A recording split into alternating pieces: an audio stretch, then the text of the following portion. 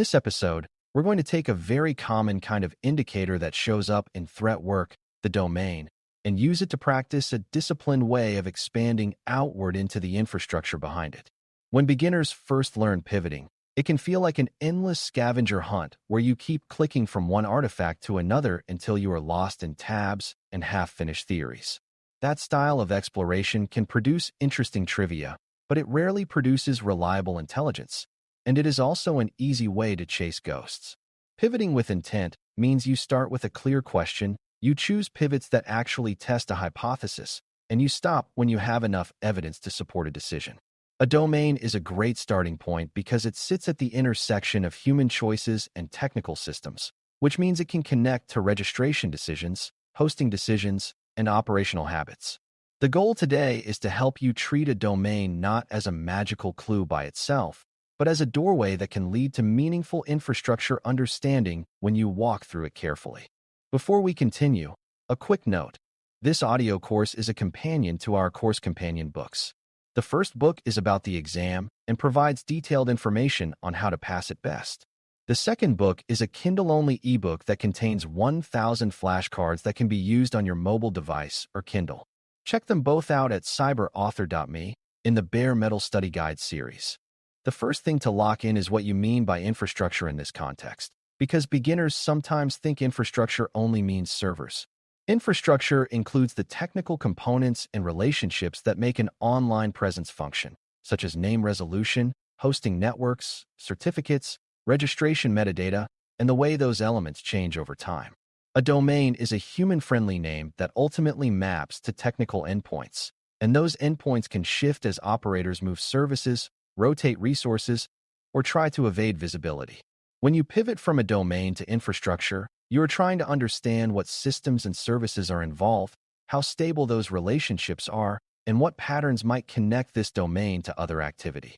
This is not just a detective game.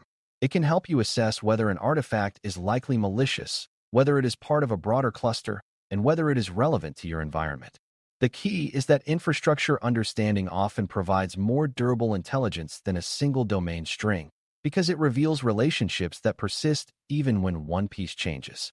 Before you pivot anywhere, you need to be clear about why you are pivoting, because intent is what separates disciplined analysis from curiosity-driven wandering.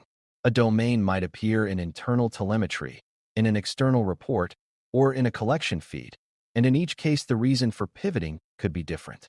If the domain was observed in your environment, your intent might be to determine whether it represents real risk exposure, whether it is associated with known malicious behavior, and what other infrastructure might be involved. If the domain came from an external report, your intent might be to determine whether the report's claims are credible and whether the infrastructure overlaps with anything you care about. In both cases, the pivot should be tied to a hypothesis, such as this domain is part of a malicious delivery chain, or this domain is related to a known cluster, or this domain is a benign service being misinterpreted. When you state the intent in your own mind first, you create a natural stopping point, because you will know when you have tested the hypothesis sufficiently. A disciplined pivot begins with confirming that you are looking at the right domain in the right context, because domain strings can be misleading. Beginners sometimes assume that a domain name that looks suspicious must be malicious, but name appearance is not evidence. You also have to be careful with similar-looking names, subdomains, and typos that can create confusion if you treat them as identical. The practical habit is to treat the domain as an observed artifact that needs context, like when it was seen, in what activity, and on what systems. If it was seen in internal telemetry, you want to understand whether it was a resolved domain, a requested domain, or a domain embedded in content, because those represent different kinds of behavior. A pivot done without this grounding can lead you to build an infrastructure story around an artifact that was never truly active. This is an early example of how intent protects you from wasting effort, because you start by verifying that the pivot target is meaningful. Once you are grounded, the most basic infrastructure pivot is from a domain to what it resolves to, because resolution ties a human name to technical endpoints. The reason this matters is that endpoints are where behavior happens, and multiple domains can sometimes point to the same endpoint, revealing shared infrastructure. At the same time, resolution is not stable, and a domain can point to different endpoints over time, either for legitimate reasons like load balancing or for evasive reasons like rotation. A disciplined approach treats current resolution as a snapshot, not as the full truth, and it asks whether the observed time window matches the resolution you are seeing now. If your observed activity happened earlier, you might be looking at an infrastructure relationship that no longer exists. That is why pivoting with intent includes time awareness, because your goal is to match infrastructure relationships to the period that matters for your requirement. Even at a high level, you can understand that resolution is both valuable and volatile, which shapes how much confidence you place in it.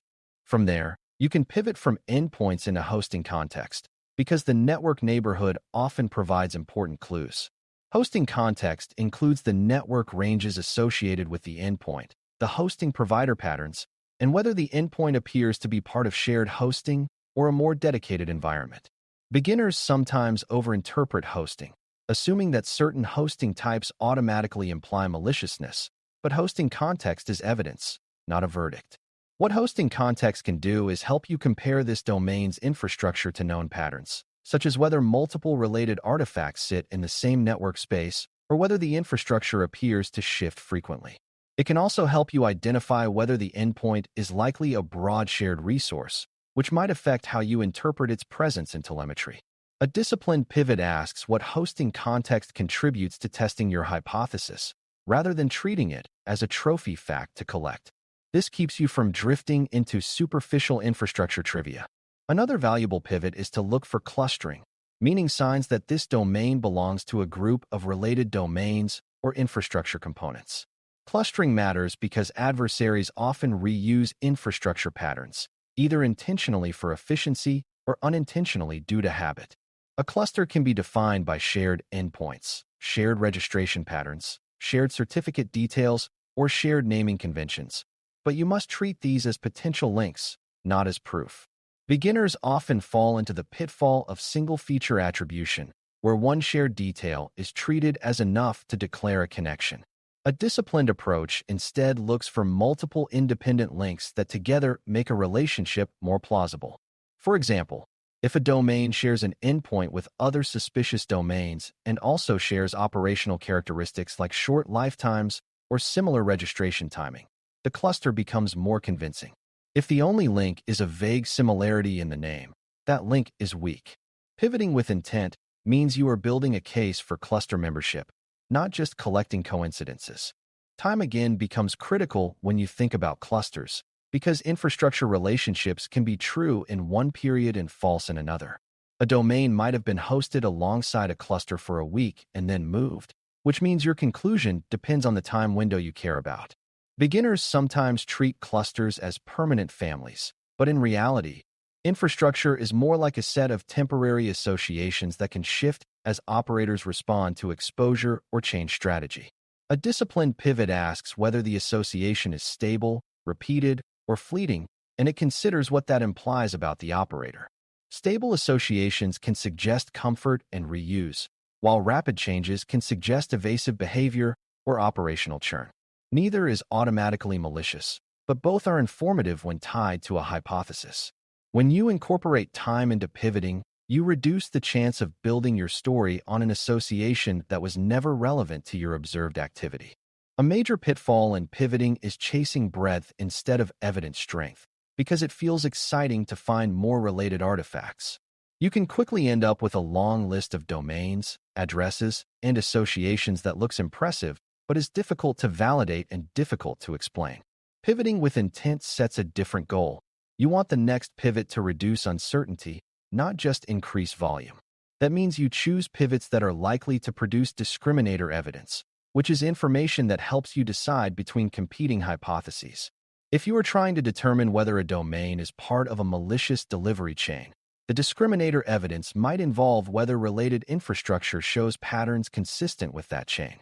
If you are trying to decide whether a domain is benign, discriminator evidence might involve whether the infrastructure is widely used by legitimate services and whether internal activity aligns with normal use. Intent keeps you from collecting associations that do not actually help you decide. Another common pitfall is treating absence of a link as proof of benignity, which can happen when a pivot does not immediately reveal connections. Lack of obvious clustering can mean the domain is benign, but it can also mean the operator uses unique infrastructure, uses short-lived resources, or simply has not been observed in ways that create visible links. A disciplined analyst treats absence of evidence as a confidence factor, not as a final verdict, and updates the hypothesis accordingly. If a domain cannot be linked to anything else and also lacks other suspicious signals that might reduce concern, but it does not prove safety. If a domain cannot be linked but appears in suspicious internal behavior patterns that might increase the need for focused validation. This is why pivoting should be tied to the full context of your requirement and telemetry rather than to infrastructure alone. Pivoting is one piece of the evidence picture, not the entire picture. As you get comfortable with domain-to-infrastructure pivoting, you also learn when to stop, because stopping is part of intent. You stop when your hypothesis is sufficiently supported or weakened to make a decision, when additional pivots are likely to produce only marginal value, or when the evidence quality becomes too weak to justify further exploration. Beginners often keep going because each new association feels like progress, but progress in intelligence work is measured by reduced uncertainty, not by expanded lists. Stopping also protects you from cognitive bias, because endless pivoting increases the chance that you will find coincidences that confirm what you already believe. A disciplined stopping point is a sign that you are controlling the workflow rather than letting the workflow control you.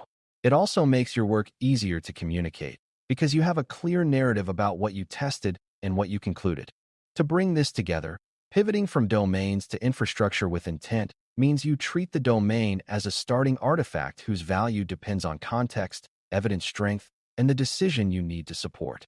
You ground the domain in how it was observed, you pivot into infrastructure relationships carefully with time awareness, and you look for clusters using multiple independent links rather than single-feature coincidences. You choose pivots that reduce uncertainty and help distinguish between hypotheses, and you resist chasing breadth for its own sake.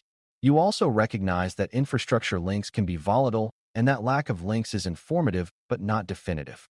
When you work this way, pivoting becomes a disciplined method for building defensible understanding rather than a chaotic hunt. Next, we'll take a closely related step by learning how to run link analysis that reveals hidden clusters, because once you have infrastructure relationships, you need a structured way to connect them and see the patterns that are not obvious when you look at one artifact at a time. Thanks for listening. For more audio courses, daily newsletters, and more, please visit baremetalcyber.com.